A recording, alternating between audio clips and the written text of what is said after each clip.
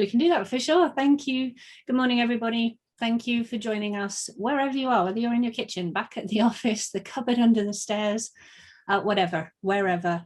We're very grateful that you're here. But as we begin, pretty much as our routine for SAIT, we'd like to take a moment to acknowledge and recognize that we're situated on the traditional territories of the Blackfoot Confederacy. SAIT's campus is based in Calgary. And today that encompasses the Indigenous people of the Treaty 7 region. That includes the Siksika, the Piikani, the Kainai, the Tsuut'ina, the Stoney Nakoda, as well as the Northwest Métis homeland. SAIT also acknowledges, excuse me, all the people who make their homes in the Treaty 7 region of Southern Alberta. Thanks, Jenny.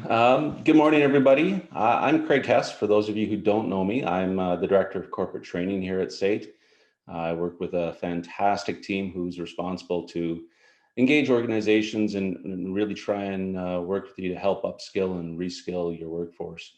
And as you know, we're here with Jenny Gilbert this morning. Jenny, one of our fantastic facilitators and, really a kind of a true expert in a lot of these areas, and somebody that I've come to rely on quite heavily, and have a ton of respect for Jenny's thoughts and her efforts that she's helping us with. So thank you for making the time this morning, Jenny. We wanted to talk about meetings. I'm not sure about the rest of you, but I know I have been stuck in way more meetings over the past 15 months than ever before. Conversations that used to happen in the hallway now have to be scheduled. And you spend your day just staring at the screen. And there's some interesting stats that Jenny's sharing here. 148% time spent in meetings by Teams users has more than doubled over the past year. And I think that just speaks to what I was getting at. You used to be able to walk down the hallway and have a quick chat. Perhaps we're scheduling more meetings because we feel the need to check in more with our teams, keep tabs on things. But frankly, it can be a little bit soul-sucking at times if these meetings aren't run properly or run effectively. And I think, Jen, we can pop to the next one. Here's just, again, some other interesting statistics around this. Let's think about this: 23 hours per week in meetings. That's a full day, one full day from midnight till midnight. You're stuck in a meeting. 8 of these are unnecessary and poorly run. And I've probably been a victim of being in some of those. And frankly, I've probably run some of those for my team.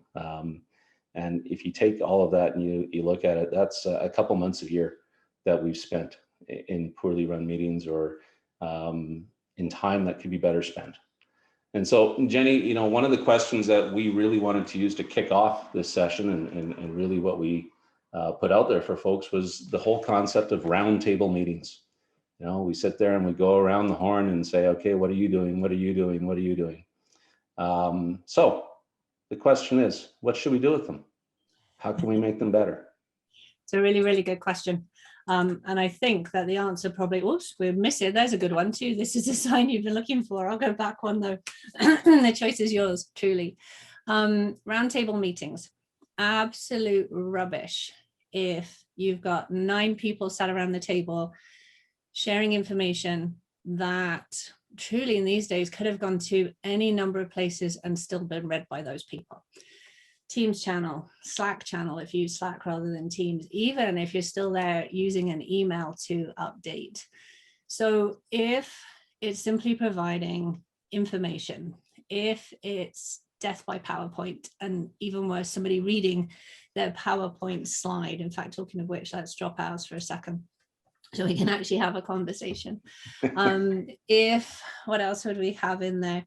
If it's simply a case of me saying what I've done so that I can show you up for what you haven't done in front of our leader, and we're on a performance management piece where we're in competition, I'm not actually sure what we're achieving in that space. So if that's the case, my vote is get rid of them. However, there's always a yes and. And if we can leave that kind of bland leading the bland and have a better conversation, then I'm all for them. I'll stop there, give you a chance. Yeah, no, and like I say, I've been in those meetings. I've in the past led some of those meetings. I've tried very hard to eliminate those with my team, and I think I've got a couple of my team on the line, and they may or may not tell me differently when we're done. Speaking of feedback in chat, I did want to just pause and let everybody know, please feel free to put your questions in around meetings. Use the chat, use the question and answer function that is there. I'm monitoring both here off to the side. But to get back to roundtables, I think the challenge sometimes, at least I find this, is that I find myself in those roundtable meetings where I'm the participant. I'm not the one organizing the meeting. I'm not responsible for the agenda. Perhaps I've been invited to one of those that's run by somebody higher up than me on the organizational chart. And maybe they're using that as their way of getting their updates. And so how do you, what's your advice in terms of how you can affect change in those? I love your thought of, if you can make them productive and meaningful, keep them. But if you're just the participant, where do you go from there? Okay, that's good.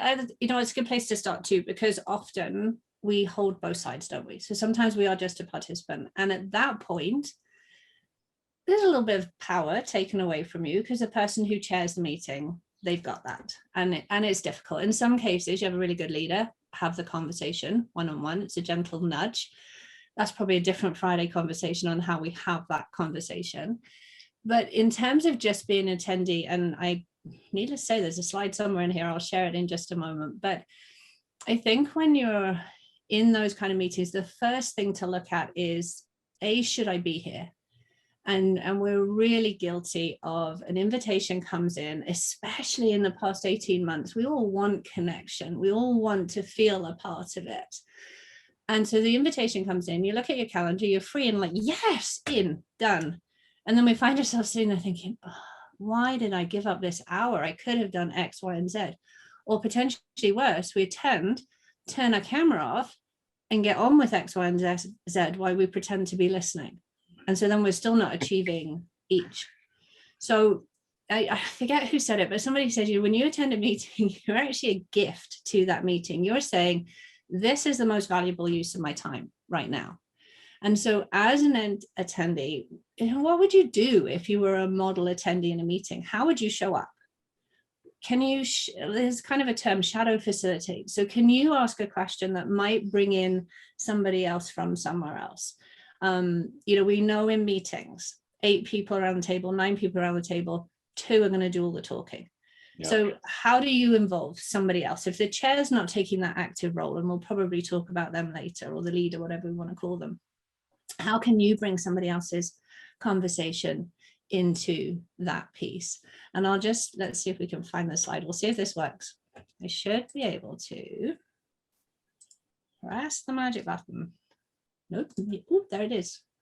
So we'll go, there's 2 pieces within here. Like number 1, I love that first statement, and it's not mine, it comes from somebody else, but would you pay yourself for that hour of work you've just done? So if you sat there doing this for an hour, would you pay yourself for that? No, you haven't got value in that meeting. So how can you provide value? What's your impact? Yeah. Your mindset and your energy, that photograph on the right-hand side there is a legitimate one from the Indiana Health Center. And I think it's brilliant. Before, we're not face-to-face anymore. This is when we were, but we will be again for some of us. What's your mindset as you enter the room? What's your energy that you're taking into the room? Are you taking the energy from your last conversation? Well, if that was with your favorite friend, favorite colleague, great, take it in there.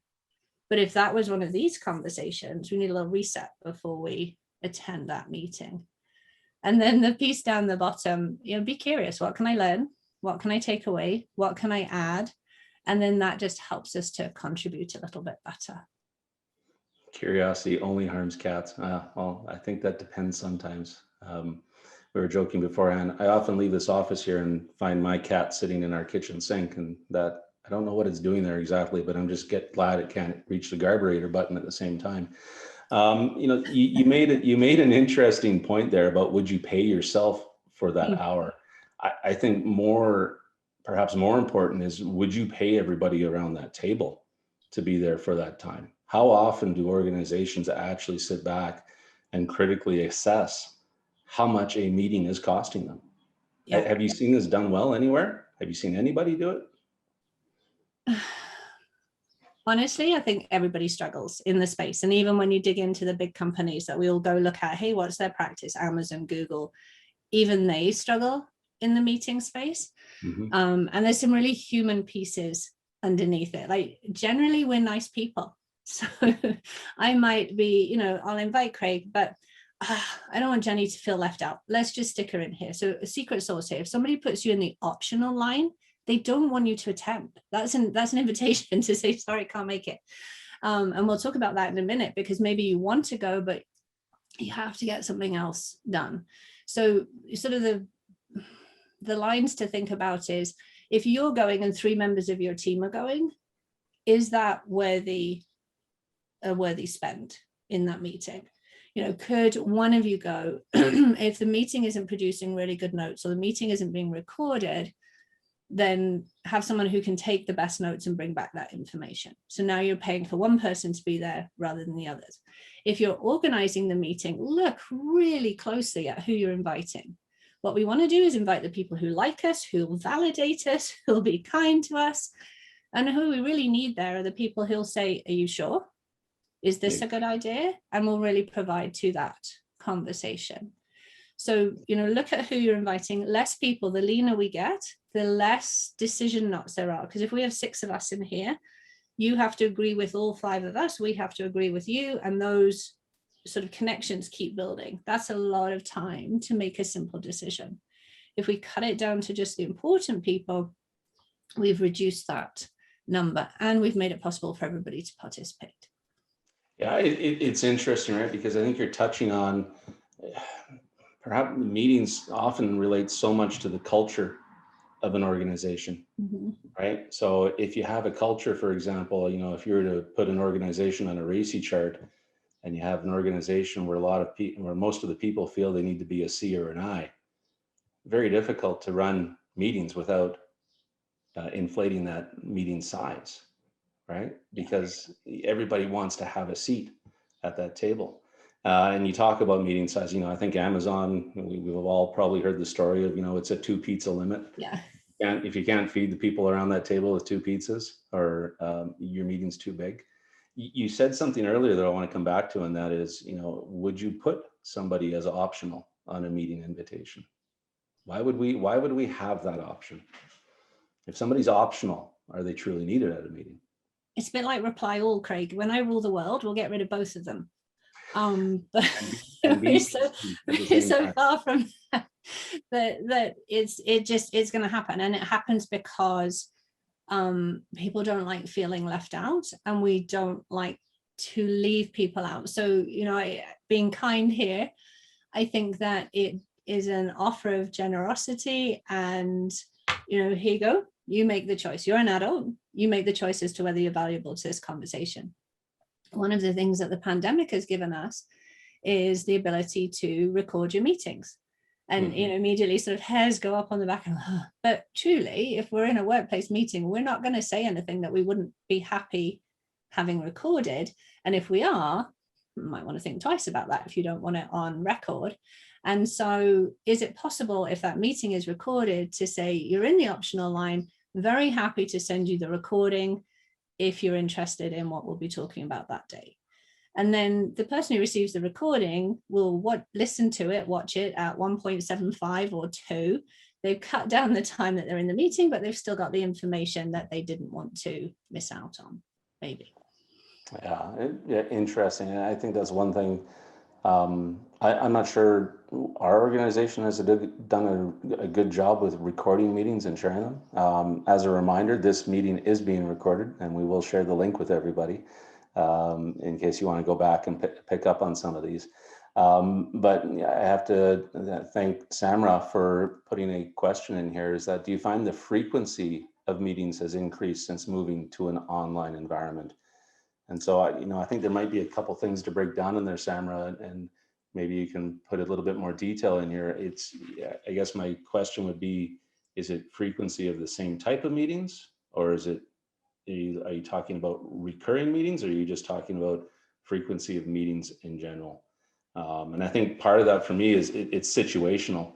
I know certainly last March, when we made the move to immediately spin and send everybody home in a day, certainly for the first couple of weeks, because it was a new working environment for us, there was an increase in frequency. It was, pretty much daily check-in with your team that you used to see walking the hallway.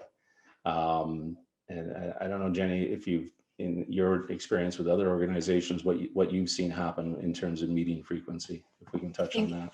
Yeah, I think exactly what you said, Craig. I think to start with, it all went a little bit crazy, and we needed that touch point. We needed to check in, and rightfully so in most cases. I think we had some interesting practice where those who perhaps would have liked to look over shoulders of their direct reports found that they couldn't. And so calling them in and checking in on them was a way of making sure. And then I think we moved into a bit of a phase where there was this need for connection. And we realized pretty quickly as people were isolating, and, in our house, there's 5 under our roof. There's no isolating in here. We're busy. It's conversation, it's madness. But for some people, that was a very isolated time. And so then we saw a pickup in that as people tried to build connection. And I think it got to the point where we were hearing, if I hear the word virtual cocktail hour one more time, the computer's going out the window. We kind of overdid it in that space. And where we're at now is we're still trying, in a lot of cases, not every case, but we're still trying to do what we did face-to-face in this virtual environment. We know that's not quite right, but we haven't got it quite right here yet. And now what we have is an awful lot of transactional conversation. And I think that's one of the things that adds to this Zoom fatigue that's being talked about so much as well, because for us to have a conversation, we don't actually look at each other. So we're relying on different cues to pick up the sense of that conversation. And it's transactional. So we don't actually leave with any of the stuff that makes us feel really good unless we've paid attention to make each other feel really good. Yep. And so we've lost that water cooler piece. We've lost that kitchen around the coffee pot piece, and those sort of social capital conversations that are so important. And because there's so many meetings, leaders are cutting that connection piece out of their meeting, and it's not happening. So now we're back to even more transactional, and we're still not feeling good at the end of a meeting. And here's a piece for those of you who are leading or chairing meetings out there. If people leave your meeting and they don't feel good, what are they going to do next?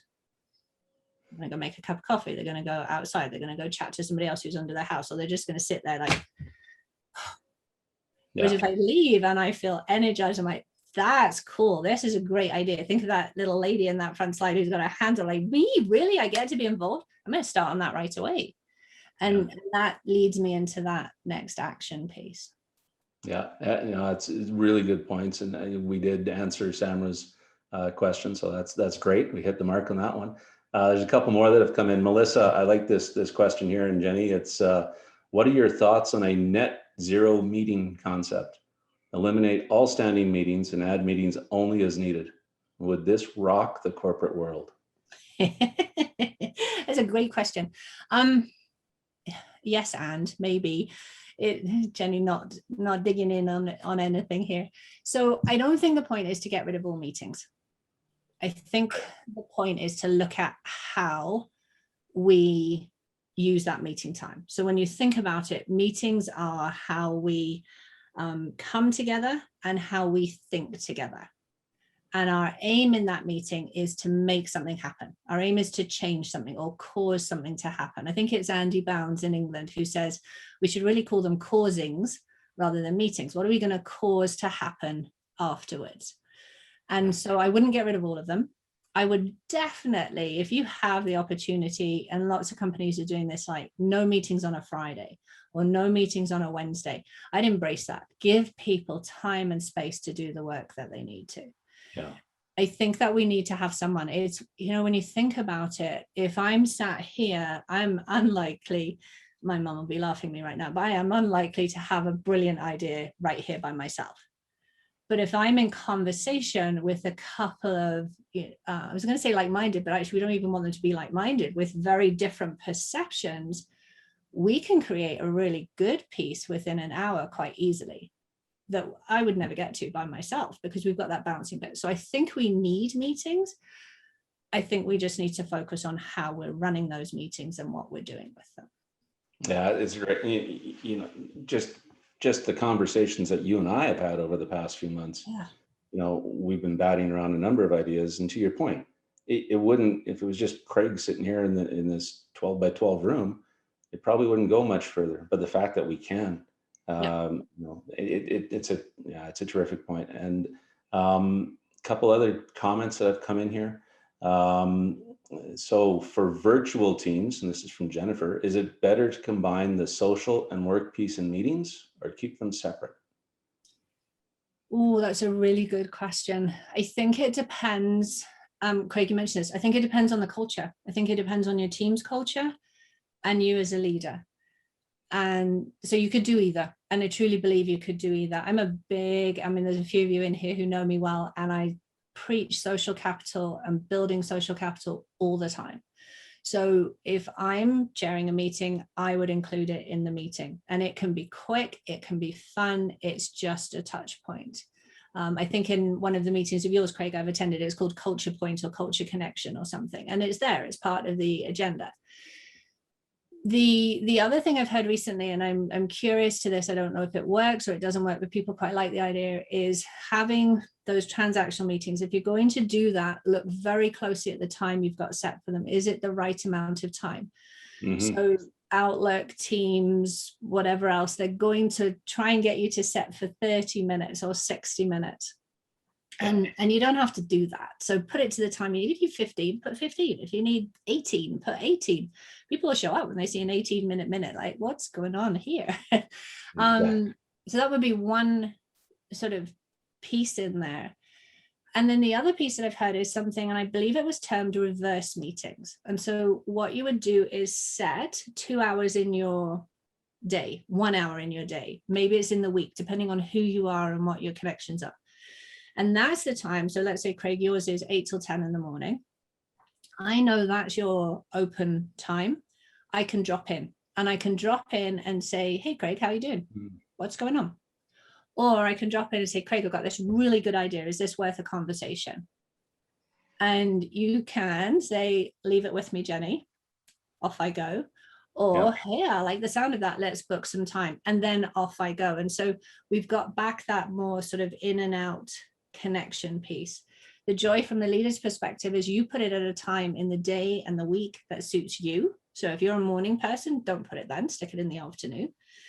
And as people get used to that rhythm, then it becomes a piece where they know, oh, I can just drop in and ask this question, and I don't have to set 20 minutes, 30 minutes within there.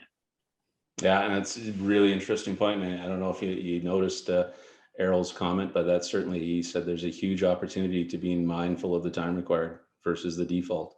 And yeah, absolutely. It is interesting to think how Microsoft has kind of set the default for meetings around the world in terms of those 30 or 60-minute time blocks. But I think something else too that comes to mind is this whole concept of how do you prepare for a meeting, right, to make it effective? Do you show up and that is when the work starts, or is there work to be done before? And so how do you, what do you suggest leaders think about in preparing themselves and preparing their teams for a meeting?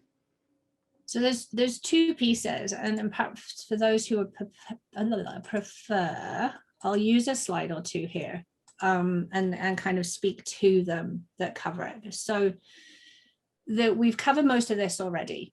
And, do you need to meet? I think the second one on there is really important. What's your intention? And one of the best things that I've seen in the last couple of months is on your agenda, have your intention. Everything flows through that intention. So if you're a leader, if you're chairing the meeting and somebody goes off topic, it's very easy for you to bring it back. That's not within our intent within this meeting. Great conversation. Let's have it later, but not here. And so it makes it easy for us to stick to that piece. But the other bit with that intention is that it allows us to have clarity. It allows us to check in on who's coming, and it allows us to sort of hold that time and space. And if our intention is to brainstorm, we're looking at a completely different energy than if our intention is to make a decision on this. And so that allows us to sort of hold within that meeting piece.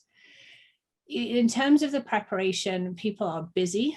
People are under urgency. There's a whole load of restrictions being lifted wherever you are in the world. And so now we've got people thinking, oh, I got to go back to work, I got to do this. Everything seems to have just sort of hit that frenzy point. And so if you're sending materials out ahead of time, be kind to people's schedules and give them time to prepare.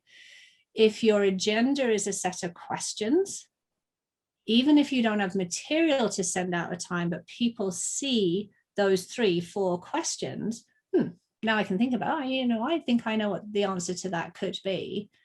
Well, remember, you've got 8-9 people around the table who've all got a different answer to that, but it's a great way for people to sort of arrive and attend to that intention.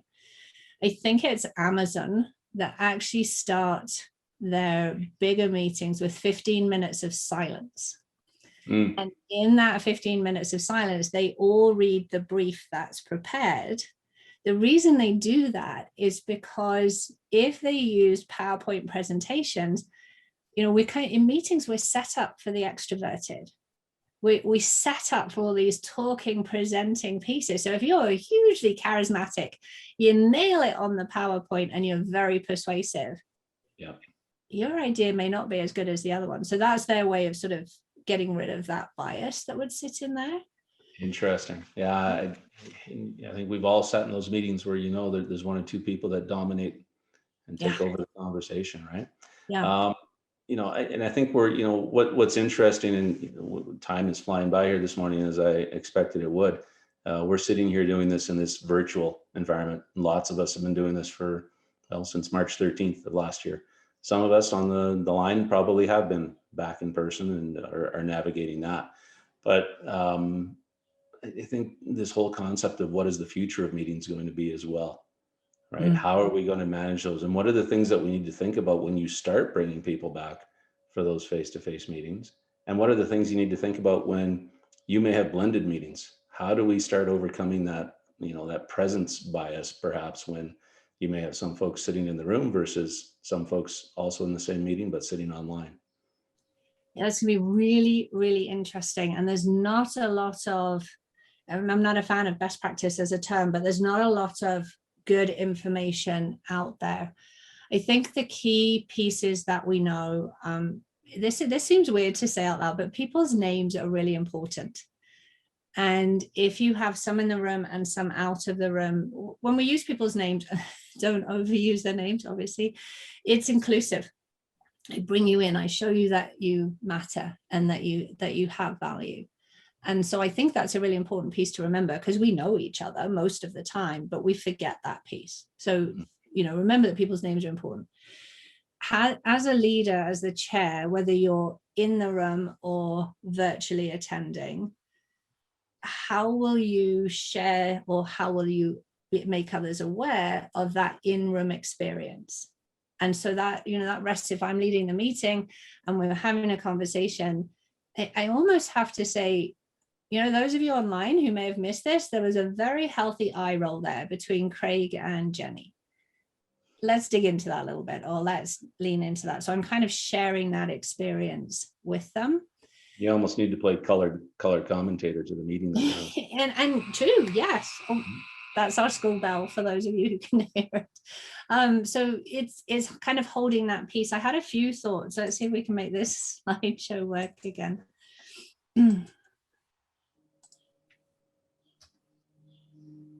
It's not playing ball. There we go. Okay. So I think I covered most of them. Social capital, that was the other piece.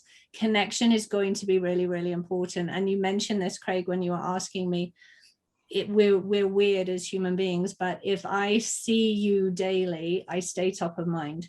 If I'm working remotely, the chances are I'm not. Are the resources different for those who are in work in the office than they are for those who are offline? As a leader, how are you going to handle it when somebody's Wi-Fi crashes and now they're lost from the meeting, they're lost from the conversation? What's the catch-up piece? within there? How will you sort of handle that piece? And then the one that may be unfamiliar to people on there is that voice share part. And voice share is really important, whether it's a one-on-one conversation or a group conversation. We know in meetings, the voice share is horribly uneven. You know, there's two dominant people who love to talk and love to hold the stage. So especially when we're using those blended hybrid models, we have to make sure that our voice share is bordering on even. And that's a really interesting piece for leaders too. Are you holding space for your team to have conversation or your attendees to have conversation? Or are you just consuming, taking up the space yourself? Yeah, there's a time to stop talking. Interesting. And speaking of time, you know, Jenny, I think we wanted to try and impart some ideas very quickly this morning, and then allow folks to get on with their busy days. Hopefully on a Friday, they'll be able to maybe cut out a little bit early and enjoy some sunshine today.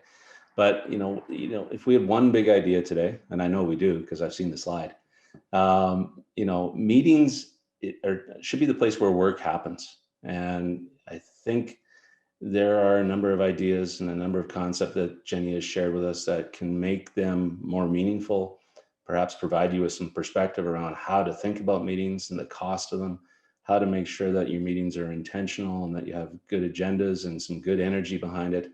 And, you know, we might have a couple of really good applied ideas that you can walk away from today and put into practice. And so, Jenny, if we want to kind of cap off with how we can help folks make their meetings better, why don't we close there for this morning? Well, I'll give you two great ideas. I just wanted to add one more thing though. Sure. That facilitation button down the end, and I think this is cool, and we'll all have this skill already. If you're leading, chairing a meeting, you're hosting that meeting. Now, in the past 16, 18 months, wherever we're at, we may have forgotten how to host people inside our houses, but we do have those skills in there. And when you welcome somebody in, that's what you do, you welcome them in. And so remember, as a host, your job is to welcome, your job is to appreciate, your job is to validate, and your job is to connect the people within that room. So that facilitation piece is really important. It's facilitate, not present. And that allows us to sort of build that meeting space. Good point. The two ideas that we thought we would leave people with, number one is your relationship with your agenda. And, you know, should a meeting have an agenda? And the answer is probably. It's very possible to have a meeting without an agenda. That's a whole bigger conversation, but we can, of course, tell you how. You know, who's in control of the agenda? You hear people saying, can I get on the agenda? Seriously? Like, what's your relationship with that agenda? Are you asking your team what they would like to see on the agenda? They know the most important things to talk about. Doesn't mean your stuff has to come off, but make sure they've got a place within there. Hold that outcome and intention piece. Definitely, we've talked about that already. You know, maybe your agenda can switch to being questions. What are the questions that we'll answer? Or what are we going to cause to happen? I need you to listen to provide feedback. I need you to listen to make a decision. I need you to discuss. That's our intention. And your intention can shift a little bit within the agenda. Mm-hmm. The social capital piece, that was a great question earlier. If you choose to put it in, make the most of it. Build that connection. You know, I get the privilege of working for some groups for months. And they still come back and say, I learned something today about so-and-so that I didn't ever know. Fantastic. That's what building social capital is all about. And that has such a knock-on effect in the rest of the work that we do. That could be a Friday conversation too. And then what's the last item on your agenda? You know, people often finish the meeting. We'll do it here today. Thank you. When you say thank you, everybody stops or leaves the meeting and goes, on to the next thing. So I'm not saying get rid of thank you. Always have the thank you in there, but it's thank you and here's our next steps. Before even that last item on your agenda, take a peek at it. What is it? You know, remember, there's a choice in how we do these meetings. It could be a really good question. What haven't we talked about today that's top of mind? What are the questions that we're not answering? We could go anywhere with that piece. Yeah, absolutely. And it's interesting. You talk about closing the meeting. How often now do we go click and then click right into the next meeting?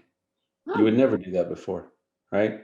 Yeah. If you think about the physical permutation of that, of immediately disappearing from one room and showing up in another, you would never do that. You would have time to move and decompress between meetings. And so why do we do that to ourselves in a virtual world just because we can? Yeah, right? which sort of underlies what we said earlier. Don't follow the 60 minutes. You make it 50, make it 45. Give yourself a break, and then your eyes need a break too from the screen. 100%, yeah. As well as your brain. My brain needs a break anyways. Our second one is, this is cool. So a calendar cleanse. And I think I picked this up from Andy Bounds as well. And so what you would do with a calendar cleanse is take a moment today, print your calendar for the next 2 weeks or for the past 2 weeks, you choose whichever works well. And then you take a really good look at it. Which, if you do, let's say you did it past 2 weeks, the last 2 weeks that you've had, which are the meetings that were an absolute waste of time? You put a big X through those if you've printed it. Which are the meetings where there was more than one of you from your team, or you weren't really crucial and you could have sent somebody else? You put a different mark in that one.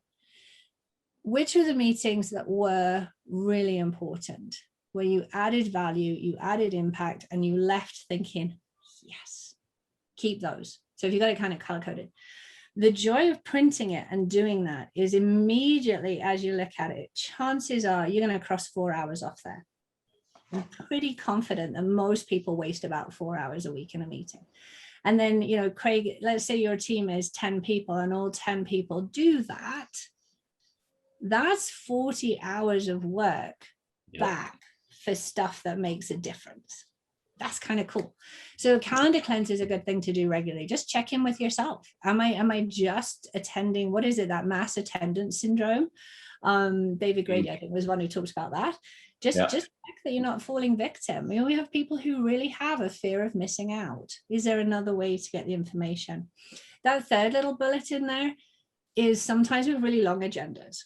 So sometimes even in our virtual world for a meeting, people are going beyond the 2 hour mark or so.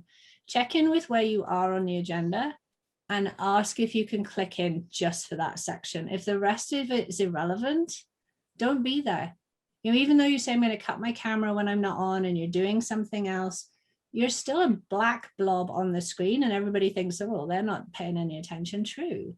But it takes away from the engagement of the other people. So see if you can show up just for the piece that's relevant or where you add value and impact.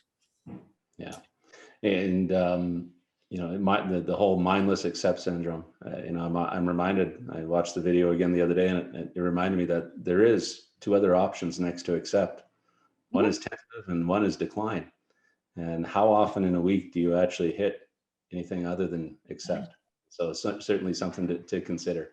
Yeah, it can make a huge difference in terms of cleansing your calendar. I love this idea. So yeah, perfect. And then to kind of, you know, I think perfect. There we go. That's exactly where I was going next. So over to you. So when we were creating this idea of Friday conversations, and it looks like we might have a few minutes here to possibly get another question in if you're holding on to one. But we were thinking 1, 2, 3, 1 big idea, 2 applied strategies, and then 3 questions that take the conversation further. And here's our big piece, because in order to get the answer to those 3 questions, you have to come and hang out with me or one of my brilliant colleagues that talks about this all the time.